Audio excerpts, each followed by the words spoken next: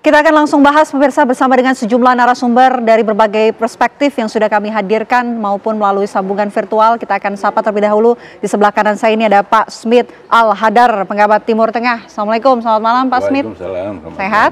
Sehat. Alhamdulillah.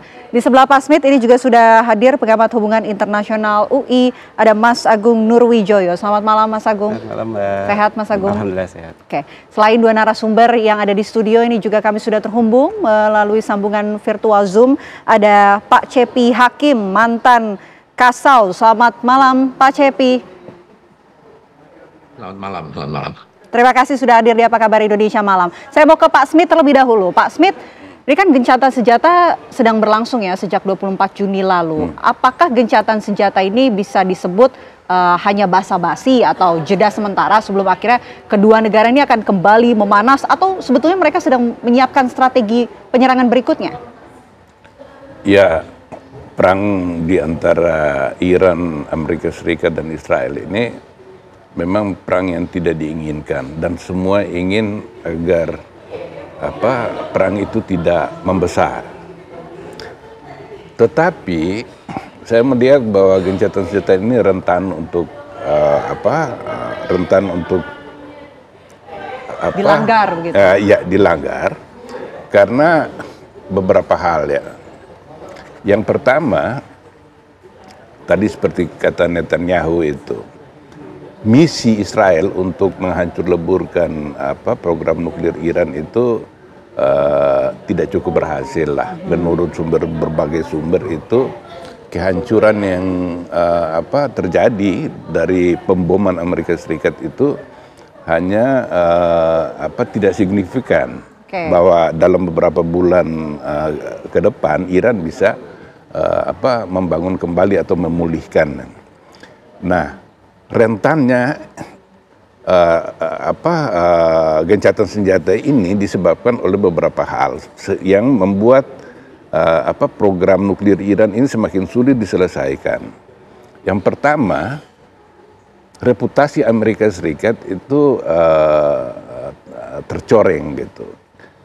Kesepakatan nuklir Iran tahun 2015 itu dipelopori oleh Amerika Serikat bersama 5 kekuatan dunia lainnya. Dan ketika itu ditandatangani tahun 2015 di zamannya Presiden Barack Obama dengan Iran, itu sampai 2018 itu berjalan baik. Okay.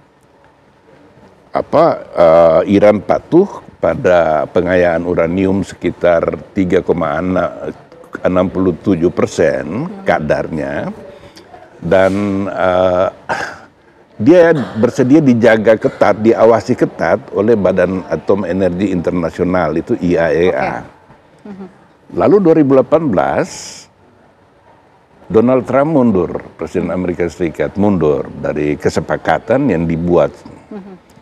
Nah, ternyata Iran belajar bahwa Amerika Serikat ini nggak bisa diandalkan. Perjanjian yang telah dibuat. Baik. Yang kedua, Iran belajar bahwa ternyata dengan memiliki seperti Korea Utara, dengan memiliki nuklir, ternyata Amerika Serikat nggak berani berperang. Yang ketiga, Iran melihat bahwa waktu itu Libya di bawah Muammar Gaddafi pada waktu itu juga sedang membangun senjata nuklir. Dan begitu ditekan dan Libya bersedia meninggalkan program, ternyata dia diserang. Itu analisa yang ditangkap oleh Pak Smith. Saya mau lihat kacamata dari Pak Cepi Hakim tentunya. Dari kacamata militer, seberapa realistis Anda melihat, percaya bahwa gencatan senjata ini juga akan bertahan lama melihat situasi yang sedang berlangsung saat ini, Pak Cepi? Ya, baik. Setidaknya ada dua hal yang harus menjadi pertimbangan kita ya dalam berhadapan dengan perkembangan terakhir gencatan senjata. Konflik Iran-Israel itu sudah berlangsung lama ya, sejak tahun 79 atau 1980. Sebuah konflik yang sudah puluhan tahun berlangsung itu tidak mungkin bisa diselesaikan dalam waktu yang singkat.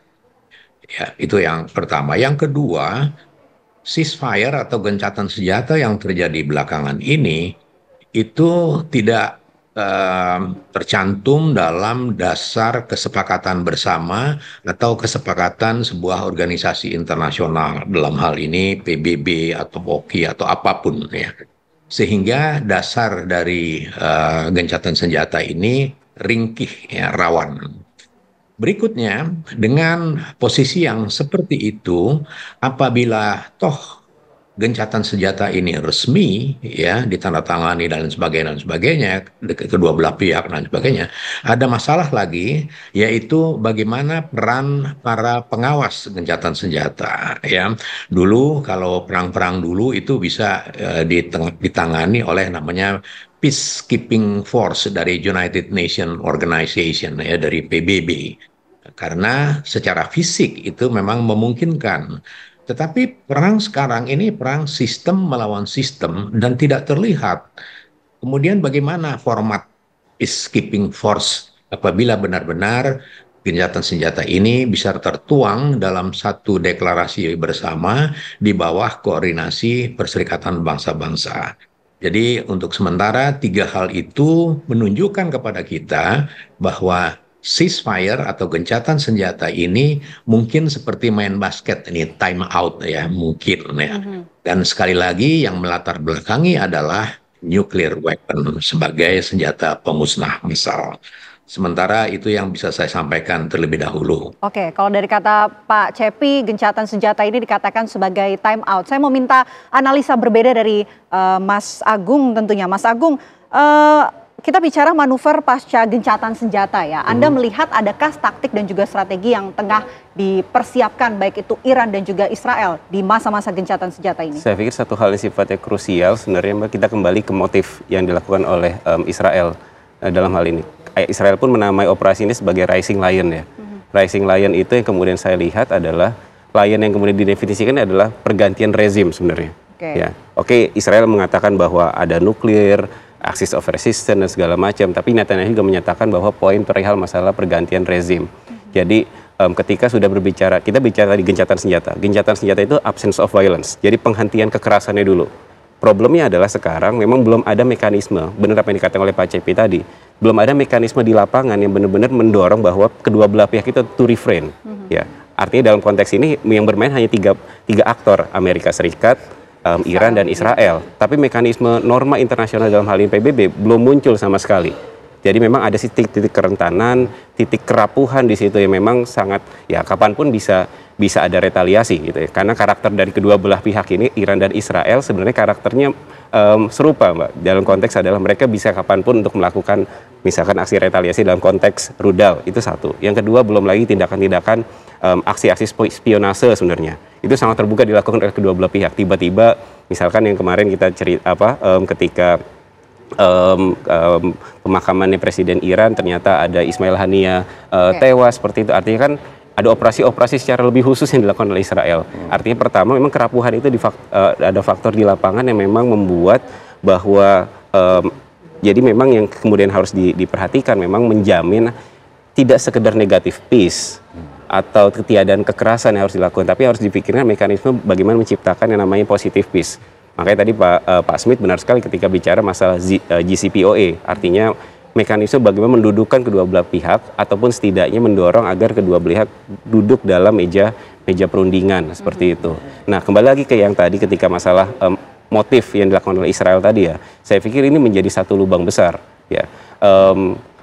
Tindakan sampai sejauh ini kan memang Amerika tidak mengafirmasi Amerika mengafirmasi serangan dilakukan di tiga tempat nuklir itu di Isfahan, di Natanz dan di Fordow atas urusan masalah pengayaan uranium gitu. Tapi keinginan Israel kan tidak sekedar urusan masalah nuklir. Keinginan Israel adalah pergantian rezim yang sampai sekarang oleh pihak Amerika Trump nggak mau. Amerika masih menahan bahwa bahkan saya mengatakan bahwa they are a good man gitu kan segala macam. They are good businessman segala macam. Nah, artinya ini sebenarnya juga harus kemudian jadi perhatian sebenarnya ya. Israel tidak berhenti nih urusan masalah gencatan senjatanya oke, tapi kemudian Israel tujuan besarnya ini belum tertuntaskan.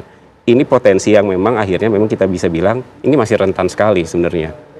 Jadi memang diperlukan memang benarnya ada mekanisme di lapangan yang benar-benar mendorong kedua belah pihak itu to refrain untuk bisa menahan diri satu sama lain. Oke, mekanisme di lapangan untuk sama-sama menahan diri. Tapi yang sebelumnya hanya 2 aktor ya, Iran dan juga Israel, tapi kemudian menjadi 3 aktor, Amerika pun ikut terlibat. Nah, Anda melihatnya Amerika ini, kesannya ini kan di media sosial, di media-media pun Presiden Donald Trump seperti hadir sebagai juru damai. Bahkan pengumuman soal gencatan senjata pun juga diumumkan oleh Donald Trump. Apakah memang benar Amerika Serikat, dalam hal ini Donald Trump, hadir dalam bentuk sebagai juru damai antara Iran dan juga Israel, atau sebetulnya ada motif lain?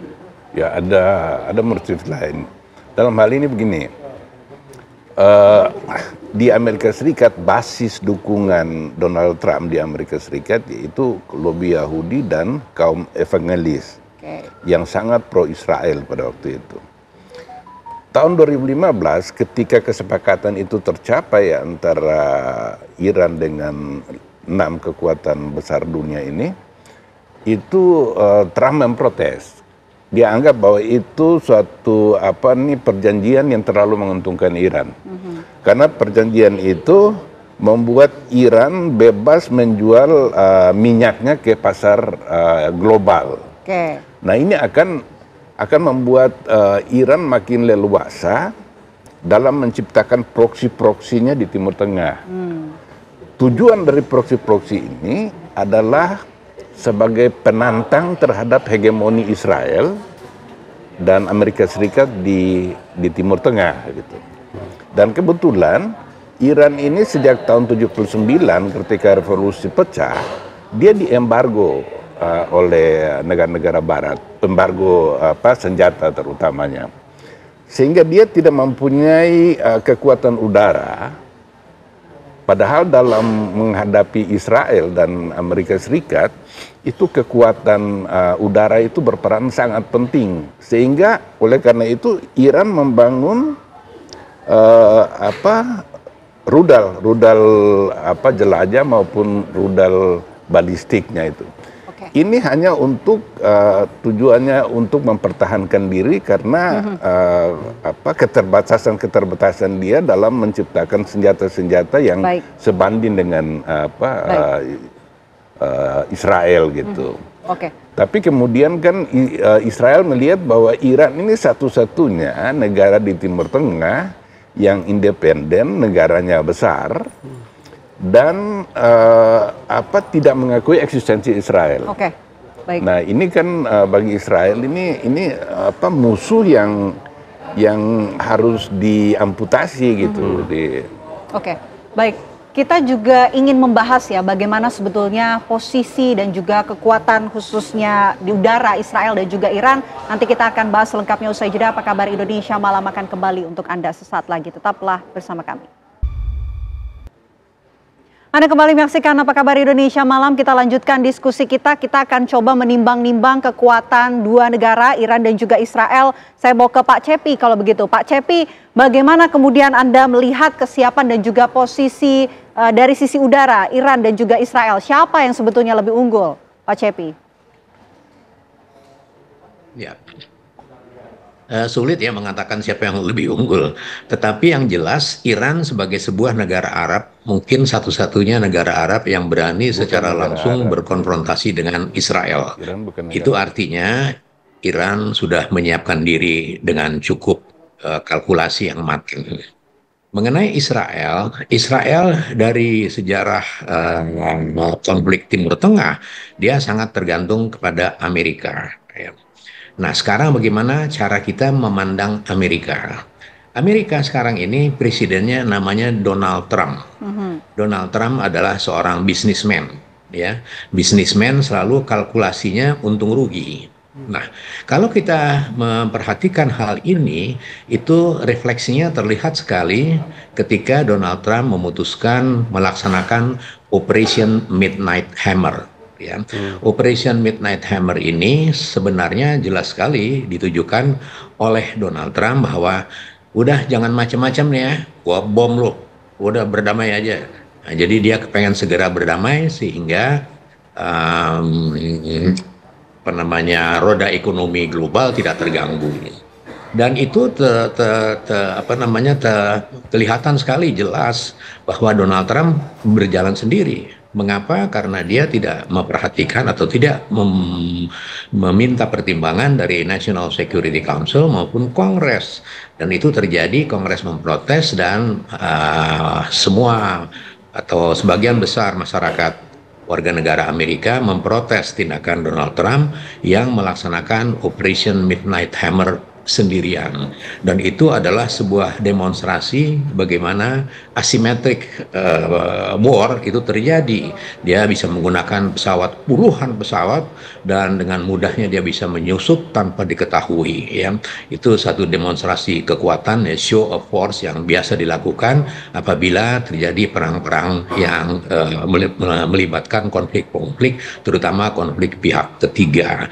Jadi sekali lagi saya garis bawahi bahwa kekuatan Iran itu cukup harus menjadi perhitungan, dan kekuatan Israel sandarannya adalah Amerika, dan Amerika tidak sepenuhnya sekarang ini terlibat langsung di konflik Timur Tengah karena Amerika sendiri berhadapan dengan banyak masalah di dalam negeri, dan sekarang pun mereka tengah berhadapan dengan US-China trade war yang juga tidak kalah serunya sebenarnya yang terjadi antara Amerika dan China. Oke, saya mau ke Mas Agung kalau begitu. Mas Agung, kalau kita melihat walaupun sekarang masih dalam kondisi gencatan senjata ya, tapi ada kekhawatiran bahwa gencatan senjata ini tidak berakhir ataupun berujung pada perdamaian yang diinginkan oleh mayoritas masyarakat secara global begitu. Apa yang kemungkinan bisa terjadi jika memang perdamaian ini tidak terwujud ataupun gencatan senjata ini tidak berlanjut? Ya, tentu kemudian aksi retaliasinya akan berlanjut ya, Mbak. Kalau kemudian kalau tadi kan persyaratannya Iran adalah yang penting Israel tidak melakukan serangan, ya. Dan dalam poin ini berarti kita memahami sebenarnya ada peran penting dari aktor yang menyatakan mereka melakukan gencatan senjata. Oke. Artinya ini tidak berada dalam ruang yang vakum, tidak sekedar Iran versus Israel, tapi ada faktor ketiga nih, ada aktor ketiga ini dinamakan Amerika Serikat. Problem besarnya adalah Amerika Serikat ini dalam konteks Timur Tengah hari ini kecenderungan adalah direct confrontation. Konfrontasi secara langsung. Di masa era Trump, saya melihat ada gradasi. Di awal-awal itu isu Israel-Palestina yang dilakukan oleh Trump itu adalah pertama, menyokong Israel tentu, ya kan. Tapi di sisi yang lain ada usaha untuk broker perdamaian dalam skala tertentu, ya, dalam derajat tertentu. Itu model pertama Trump. Tapi model kedua dia bereskalasi ketika tahun 2023, 2024 ada yang namanya Operation Prosperity Guardian.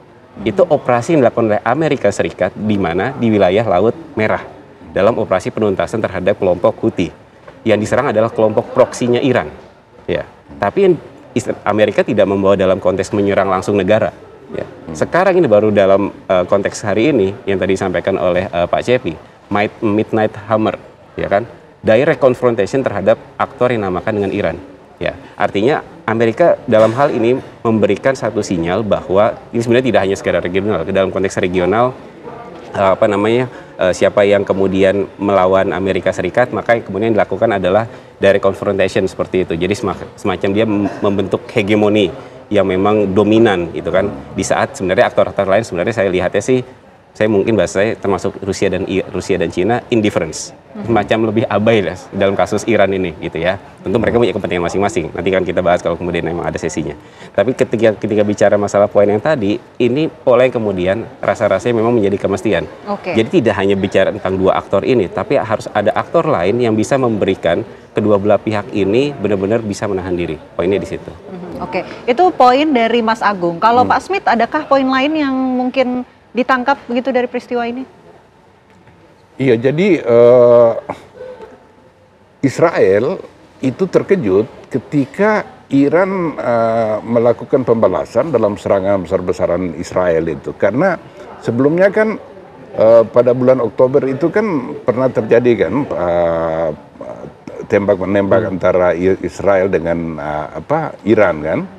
Dan Iran pada waktu itu mengirim 300 drone dan rudal. Ternyata hanya sekitar 1 atau 2 yang menembus sistem pertahanan udara berlapis dari Israel. Sehingga Israel melihat bahwa Iran ini kekuatan yang sangat lembek dan tidak perlu diperhitungkan. Tapi ketika dia menyerang yang terakhir ini 13 Juni dimulai serangan itu, ternyata ada senjata baru dari Iran dan mampu menembus sistem pertahanan Israel. Cukup kaget begitu Israel pada saat Iya, itu. ternyata dia melihat bahwa perang ini dia tidak akan menangkan perang ini. Malah di dalam negeri Israel sendiri itu timbul kecemasan sosial yang luas karena rudal-rudal Iran itu jatuh ke Tel Aviv, ke Haifa dan berbagai strategis. Sehingga Donald Trump itu didorong di Amerika Serikat untuk bagaimana membantu Israel. Israel sendiri sebenarnya dia menyerang Iran dengan niat untuk menyeret Amerika Serikat masuk ke dalam pertempuran karena dia nggak mempunyai bom yang seberat 13 ton atau 13.000 kilogram itu yang hanya dipunyai oleh Amerika Serikat. Dan selama Amerika Serikat tidak terlibat, maka pusat-pusat program nuklir Iran itu tidak akan bisa digempur oleh Israel karena dia nggak mempunyai senjata untuk itu. Nah itulah yang kemudian Israel coba memaksa Amerika Serikat masuk dalam perang, tapi Amerika Serikat sendiri melihat bahwa perang ini perang yang bukan dikehendaki oleh Amerika Serikat. Kita tahu bahwa Amerika Serikat mengatakan Donald Trump MAGA itu, Make America Serikat Great Again atau America First itu. Artinya bahwa Donald Trump sudah mengatakan bahwa Amerika Serikat tidak akan mau berperang untuk kepentingan negara lain gitu. Nah, tapi terkait Israel yang memang sekutu yang sangat spesial dengan dukungan di dalam negeri Amerika Serikat yang cukup kuat, maka Donald Trump ini terpaksa harus bertindak sesuatu dan dia mengambil jalan seperti ini. Ini jalan yang paling murah untuk menyelamatkan semua muka. Yang pertama, Israel pokoknya bom sudah dijatuhkan di ini. Iran sendiri ingin menyelamatkan muka. Maka dia pesan dulu sama Qatar. Gue mau nyerang itu pangkalan militer Amerika Serikat itu. Maka dikosongkan dulu baru dia nembak. Nah dengan begitu kan Iran bisa membalas gitu terhadap ini. Dan Amerika Serikat nggak rugi apa-apa. Sehingga Donald Trump juga bilang ya sudah cukup selesailah perang ini gitu. Kita ingin langkah menuju perdamaian ini bisa terwujud. Saya mau ke Pak Cepi kalau begitu. Pak Cepi, untuk bisa mewujudkan langkah perdamaian bukan hanya jeda semata dari gencatan senjata ini, apa sebetulnya yang bisa dilakukan? Ya, sekali lagi saya perlu garis bawahi bahwa konflik di Timur Tengah ini konflik yang menahun ya, konflik yang berkepanjangan. Jadi kalau kita mencari celah bagaimana menuju ke perdamaian itu tidak mudah. Kemudian konflik yang terakhir ini memang membuka lembaran baru ya, lembaran baru yang mengindikasikan bahwa Israel rada terkejut karena Iron Dome, David Sling, dan Arrow 3 ternyata tidak cukup ampuh untuk membuat Israel itu aman dari serangan udara. Ya, itu menjadi lembaran baru dari konflik ini. Yang kedua, Iran kelihatan sekali dia juga kemudian merasa confident ya, dan itu terlihat pada pertama kali serangan yang membalas serangan Israel, dia berhasil menembus.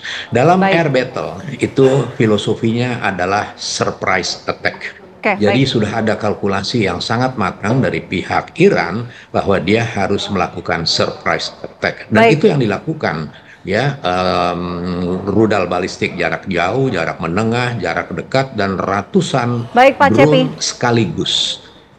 Silakan. Baik Pak Cepi, sayang sekali kita tidak punya waktu banyak untuk membahas ini lebih lanjut. Mungkin di lain kesempatan kita akan bahas. Terima kasih Pak Cepi atas analisanya. Terima kasih juga Mas Agung. Terima kasih Pak Smith sudah hadir di Apa Kabar Indonesia Malam. Kita tentu pantau terus bagaimana jalannya konflik antara Iran dan juga Israel. Terima kasih, selamat malam. Terima kasih Mbak Vena. Ya pemirsa, dialog tadi sekaligus menutup perjumpaan kita di Apa Kabar Indonesia malam hari ini. Saya Vena Kintan. Dan juga saya Ken Ano, pemirsa, pamit undur diri, namun sesaat lagi program Dua Sisi akan hadir untuk Anda bersama dengan Arif Fadil dan juga Aditya Nugroho yang membahas tema mengenai Iran-Israel gencatan senjata. Perang usai, kami hadirkan untuk Anda pemirsa sesaat lagi. Kami dari Apa Kabar Indonesia Malam pamit, terima kasih, selamat malam, sampai jumpa.